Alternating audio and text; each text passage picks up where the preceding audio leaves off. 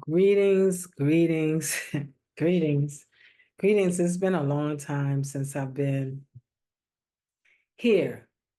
All right. But one thing I am so excited about is that I see so many of y'all still about the business of the community, giving your gifts to the community. That's what it's all about. So I had spent a few months going inward, and it required a lot of my energy. So let me dig right in. Let me dig right in. So early this year, I went to Nigeria for the first time. Yes, I went to Nigeria. It was actually my first time in Africa, believe it or not. My first time, but not my first time. I've had many experiences where I have been in the presence of African people, knowing I was in the presence of African people, even people that did not consider themselves African. I still knew I was in the presence of African people. When I decided that I was going to go, I was just acting like I was going up the road. My friend was so surprised, right?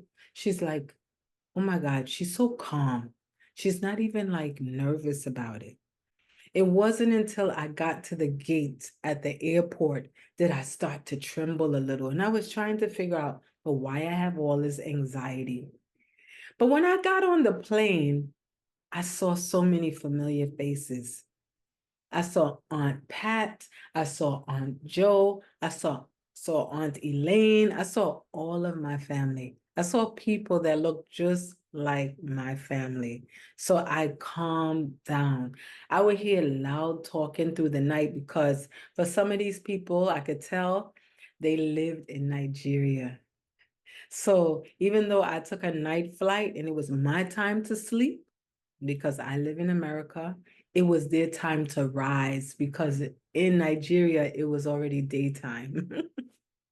So they gave me a peace of mind because one of the ladies who looked like my oldest surviving aunt was sitting in the row in front of me.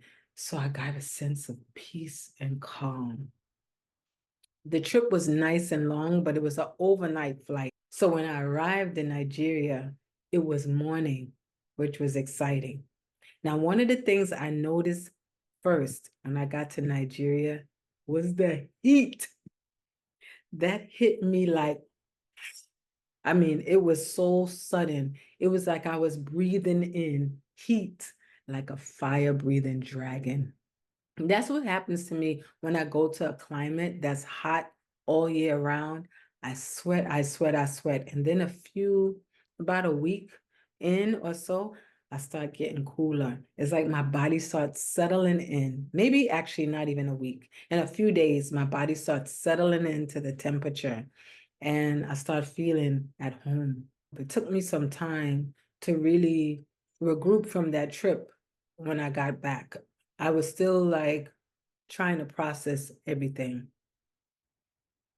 I asked God, why did you want me to see this? And how do I express it to the people? And the condition of the people was what stuck with me. It's what still stays with me. And it's what happens to me everywhere I go, where it's predominantly African people. It happened to me when I was 21 years old, when I went to Jamaica. That's when I first flew out of the country by myself. You know, some people nowadays, they have parents with a lot of money that take them to the Caribbean or take them to different places, and they go swimming in the ocean and they go to all of these nice resorts and things like that. Well, I didn't have that upbringing. I didn't. So here I was, 21 years old, going out of the country for the first time, and I was in Jamaica, in Montego Bay to be exact.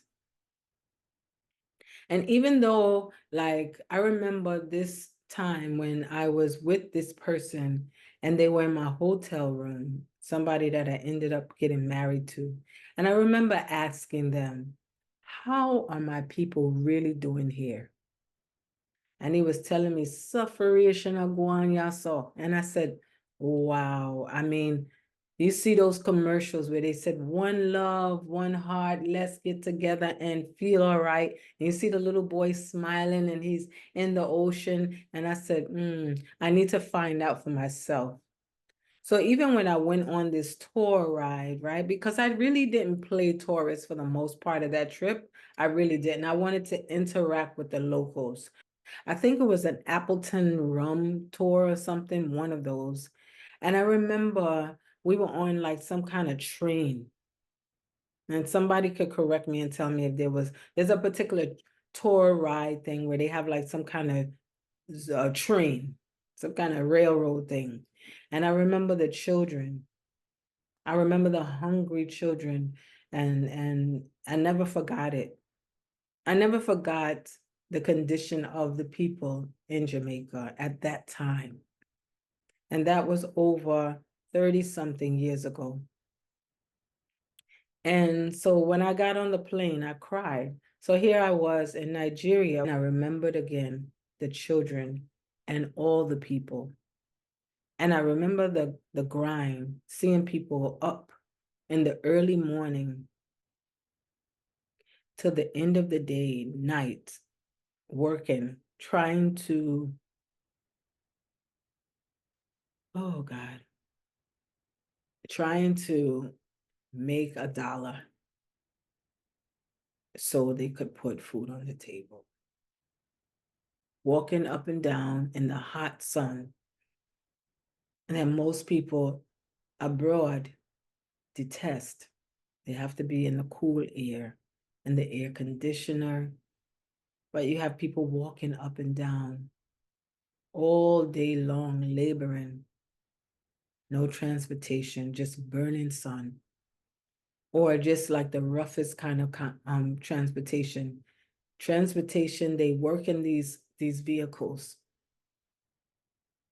that in America and other places, people have like car insurance.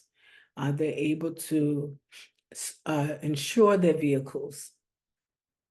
They're able to, if they're having problems where their vehicles are about to break down, they have insurance where they can get someone to fix it because they have paid someone every month to insure their vehicle so they can get it repaired. You have people where literally people down here in America will make these comments and say stuff like, I'm going to ride my car till the wheels fall off. Well, they don't really mean it. But there's people in Africa, not one, not two, thousands of people riding their car till the wheels fall off. There are people who this is their livelihood, this is their business, and they literally are just pushing those vehicles and riding them to make a living until the wheels fall off, or the back, or the bumper, or the hood, or the whatever, the window. And the thing about it is the people that have to transport and go to work in these vehicles, this is all they have. This is all they have. So they take chances with their lives and they travel in these vehicles, risking their life to get to wherever they have to go work. And they're willing to do it because no one cares. And it's not the average person that doesn't care, it's the government. They don't care. They don't care. And then you have buildings, infrastructure around the place that like is not being taken care of. Things about to fall down. Things are dilapidated buildings all around, even on the main road. They're not even hiding them. They're not being taken care of. Nobody cares if the building falls while people are in it or people are passing. And I'm not talking about the average person doesn't care. I'm talking about the government doesn't care how the people manage to survive, doesn't care how they make it. And so the people sell whatever they can to try to make a living, and nobody cares if they made enough that day to put food on the table. Nobody cares. Nobody cares. And I'm not talking about your neighbor doesn't care. I'm not talking about your family. I'm talking about the government.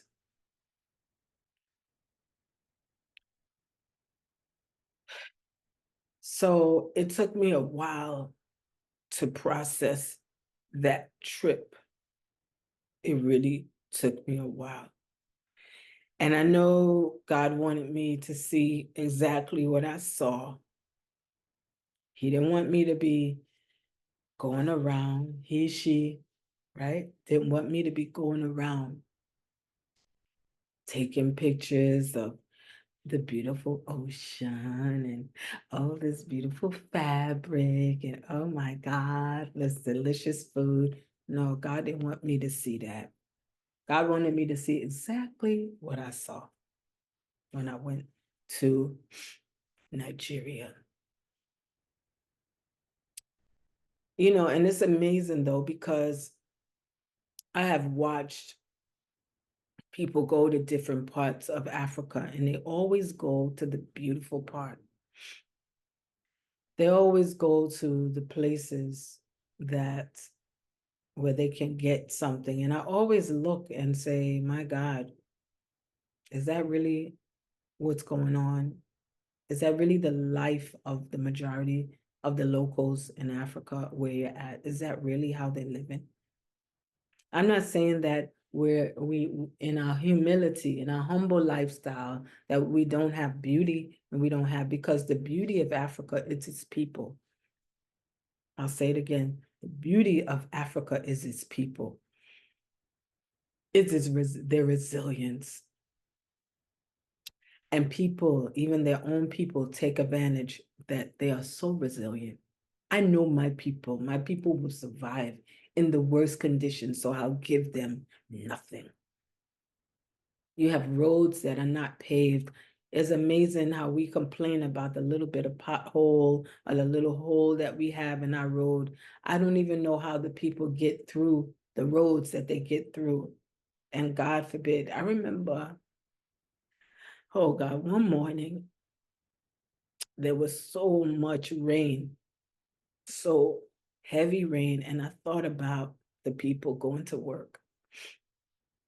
I thought about how they were going to get to work. And I thought about the shoes that some of them was wearing or barely wearing that were not appropriate to walk, to run. But the people don't complain because no one is going to hear their cries. No one has time to really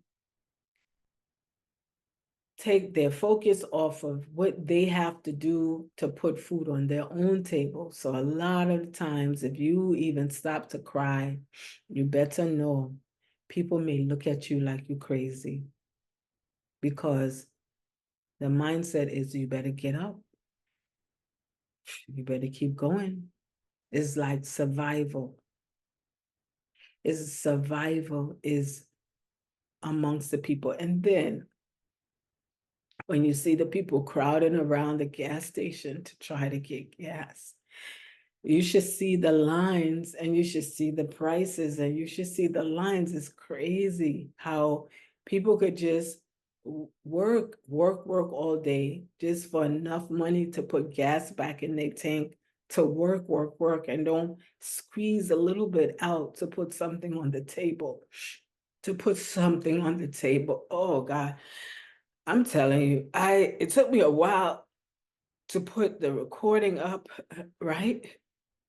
For months. I mean, this was February, March, April, May, June, July. It took me a long time because I knew I was going to be emotional. I knew it. I knew it. So people would say, oh, why did you go to what? The minute you come off the airport, you come off of Lagos. Oh, why didn't you come off at Abuja? I needed to come off at Lagos. I needed to see exactly what I saw. And if anybody is just walking around, I see people that go to Lagos and they go tour, they go to the clubs, they go eat the food, they go at the market and, they walk around with the locals and they glorify. And yeah, that's what God showed them. All right. Because they want people to see people living normal. But it's real. It's real what the people are going through. And the prices of food, people call the fact that people paying this person to get through and get this and that and call it scam. It's not scam. It's not called scam in Nigeria. It's called surviving. Sorry. It's called we not really, we gotta do what we gotta do. But then I realized that God had been preparing me for this experience a long time ago.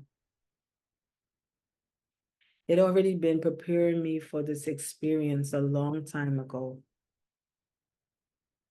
And there's something that I will never, never, never, never, never forget. Is that first trip. I said, God, why you want me to see this? Why? That this hurts. This is gonna be hard for me to process. And so when I came back, I found it hard to really go and buy stuff at the store. I felt weird spending. I still feel weird when I spend money. I'm more conscious about how and what I'm buying. But I'm always thinking about, oh my God, this could do such and such in Nigeria. So that experience was an eye-opener, something I will never forget. And the lies that are being told about Nigeria and the people, the lies. They have people afraid of Nigeria. They have people afraid to go visit Nigeria. I made me a smoothie. What did I put in it? Well, I put some avocado, some blueberries, some banana. What else did I put in it? And yeah, avocado, blueberry, bananas, and I feel like I put something else, a little bit of strawberries too. I don't have any flaxseed. I usually put flaxseed in my smoothies. I usually put flaxseed. And I usually put fresh ginger in my smoothie, but I didn't do it this time because I just didn't feel like the fire right now. I just wanted to chill. So yeah, it's real what's going on. That was an experience. I wanted y'all to know that it was my first time, but it wasn't my first time. So it was my first time physically on the continent, but it wasn't my first time. It was shut down. I mean, I nearly cried just to see how the cultural side of Nigeria, like our history, our stories. No one cares. There were very little people around, and then some of the places they were closed. And yeah, you may see some art places and things, but it's not like people are just trying to survive. People are just trying to survive. So it looked pretty dark.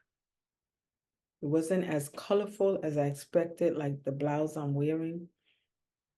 The culture, the elders are mostly the ones wearing the color, our cultural clothing. You see mostly the elders wearing the clothing, not really the young people. The young people are running down American clothing. That stuff that doesn't look as good on their skin as their own clothing. The stuff that was not necessarily made for African people. You know, they weren't made in Africa. They were made in like China, the USA. They killing themselves for that stuff. So that was sad to see. Um, so you don't really you have to look for African culture. You have to look. It's not like screaming at you when you get to Africa. You know, Brooklyn looks more African. Brooklyn, New York, where I'm from, looks more African than Africa. It's sad. I could go to Flatbush Avenue in Brooklyn and feel more like I'm in Africa. It's the people outside of Africa who have room to even think about Africa. Africans are just trying to survive in Nigeria. Put on what they got, eat what they got, what they can get a hold of, just surviving, just trying to make it. So no, Africa wasn't screaming at me like African happiness, African joy, African vibrance. But the beauty of Africa remains. It's in the people. It's in the people. Every time I go somewhere, even when I went back to Brooklyn after living in Georgia for some time, no, when I was living in Tobago, and I moved back to Georgia after a while. I mean, moved back to New York after living in Tobago for some time. And God showed me what we were going through in Brooklyn. Showed me, and I said like to myself, like nobody else sees what I see. Black man all over the place, homeless, sleeping on the ground in the freezing cold. And people basically just trying to survive, stepping over them, passing them by. People just trying to survive. So God is always showing me things, you know, those things, and let me see what I really need to be focused on, opposed to, oh, look at Africa and all the gold and glamour, you know, Dubai and Tanzania, Kenya. We don't. What about when people are not doing that great and you don't look back? What about when people are not able to make it and you don't reach a hand, extend a hand? Yeah.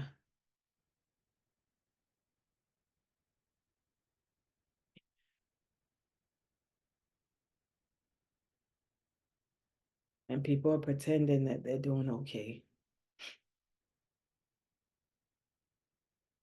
Africa needs to know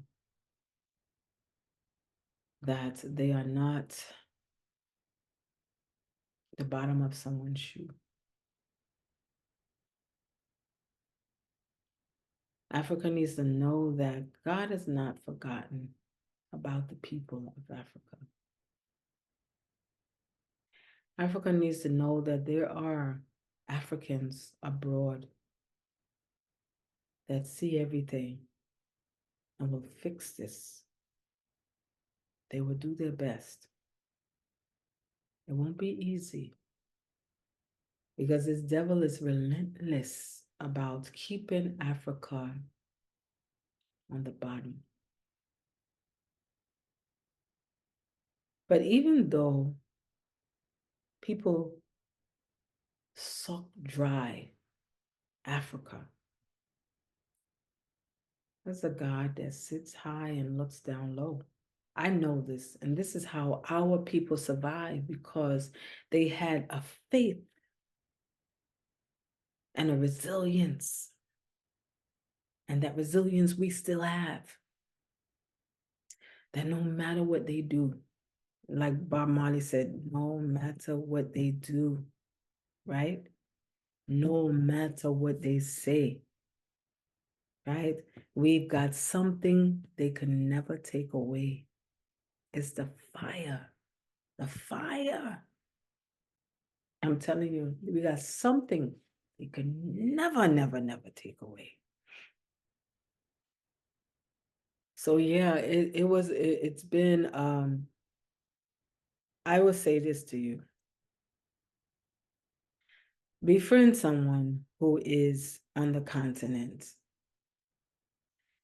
Or if you know someone who lives outside of the continent and has family that lives abroad, find some way that you could help someone. Think about them. When you're writing your check for your pastor, squeeze out something for the people back home. Find a way to put a line in your budget for someone, even if you don't know them personally, that lives abroad, that you know could use a help out, as you can say, or you give them something where they can stretch it and make something of it. You may give somebody some money and next thing you know, they can buy a goat. Then one goat becomes two goats and two goats become 3 and 4 and 5. And next thing you know, they have a herd and they can really sell some goats and all kind of thing and make a living. I know people in Tobago that do that. They sell goats, they raise goats, and then they sell them off and they're making a nice living. Goat is like wealth abroad. There are brothers and sisters that you have all throughout the world. There are brothers and sisters that you have, yes, Africa, that are living like you and they're surviving. And somehow the sun smiles down on them. And God wakes them up every morning and helps them move about with hope. And somehow they're able to call out to their neighbor and greet them with a beautiful African smile, despite the fact that the government does not care. So even when you see this happen in the Caribbean and in Haiti, in Africa, this is happening all over. And we got our focus in the wrong place. And we sometimes we gain to get more and more and more for ourselves and our families. And we don't think about that we could make villages with just a little. We could build up communities in Africa. Maybe not where you live at abroad, but in Africa. Just a little effort. In Africa, someone will own something. They will be able to gain something. They not just to eat today, they'll be able to eat tomorrow and the year after and year after, with your little bit of help and your little bit of effort. It goes.